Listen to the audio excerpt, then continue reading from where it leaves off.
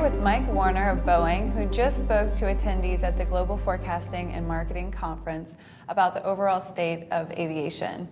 Thank you for being here, Mike. Oh, my pleasure to be here. Thanks. So first, just give us a general overview of what the industry looks like right now. Yeah. Well, we have an amazing industry, really. I think the one word that I'd use is growth. Mm-hmm. And we might not have growth in the U.S. where we're all used to flying and we're used to seeing it, but there's so much growth outside the U.S., particularly in Asia. I mean, that's where so much of our backlog is coming from.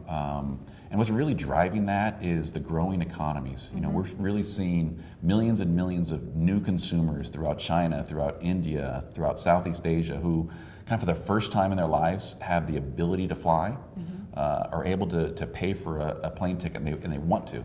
They're doing it for personal reasons, they're doing it for professional reasons. So really that's where we're seeing this amazing growth coming from. So obviously you have a need for more planes. Yeah. So what are you doing to keep up with that demand? Yeah, we have an incredible demand for new airplanes. We have been, for the last 3 years, we've been selling about 1,000 airplanes a year, which is just phenomenal in this industry. And we have a backlog of over 5,500 airplanes. Wow. Which is, it's a good thing, and it's also a bad thing. Mm-hmm. It's a bad thing in that it's tough to tell your customers that you can't have a new airplane for another 8 years. Sure. When they want it today, when they need it now. Really, so all throughout the company, across our entire product line, we're cranking up production rates. And it's not an easy task, right? Because it's not just Boeing and Boeing factories. Really about 60% of our airplane comes from our suppliers. Sure. So we have to go to our suppliers, to ask our suppliers to crank up production rates as well. So it's really a global and unified effort to crank up rates like we are. And so you mentioned that, of course, in this industry, there's slim margins. Yeah. So you're always looking for cost-cutting strategies. Yeah. How can manufacturers help you out there? Yeah, it really is. The airline business is a tough one. It is tough to make profits in this industry. In fact, on average, an airline makes about $6 per passenger. That's not very much, considering that you have to pay for the airplane, to fill up the airplane with fuel. It's a thin margin business. So they're really looking to us, to technology, to new things we can do in manufacturing, to make their airplanes cheaper to buy, to make them more efficient to operate, to burn less fuel, to spend less time and less cost on maintenance. So those are all things that they're pushing on to us and asking for us to do and to help them to compete in such a tough industry. So are you talking about new materials or?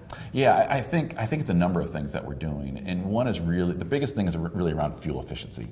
The fuel costs are the biggest cost of an airline today. They're almost 50% of an airline's operating costs. So what we're doing is, one, in aerodynamics, we can continue to improve on our wings and our the design of our airframes. We work with our engine companies to make the engines more efficient. And what's amazing is, as we introduce new airplanes like the 787 Dreamliner, they're really about 20% more efficient than the airplanes they're replacing. And 20% in this industry is huge. It's so important for the airlines to be able to bring in a new airplane like that to help them make profits.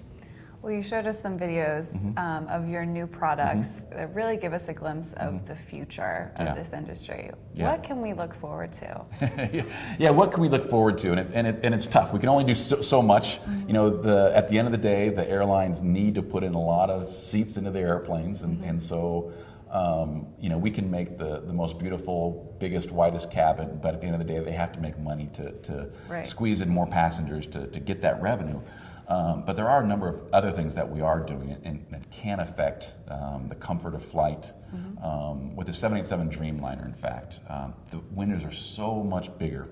It really gives every passenger throughout the cabin can get a view of the outside, connects you with flight, it makes you feel more comfortable, it's creating a feeling of spaciousness. And that's done with really technology, being able to design a bigger window. Design bigger bins, stowage bins. That's so important in this industry because as you and I know, that the most frustrating thing is when you get on an airplane, you want to sit down in your seat and you can't find a spot to put your bag. I've been there. You've been there, yeah. We've all been there, and then you're rushing to the back or the front of the airplane trying to find a spot. And so by making much bigger bins, we can assure that everyone can put their bag above their head. We can do other things with technology inside the airplane, better humidity inside the airplane, better altitude, cabin altitude or pressure altitude inside the airplane. Things that you might not see, but when you get off the airplane, you can actually feel. Wow, well, that's really exciting. Yes, we're excited about where things are going. We see a really, as I said, we see a really strong demand for airplanes. We just need to continue to fill that demand and raise our production rates and make sure we're producing the right airplanes for the future.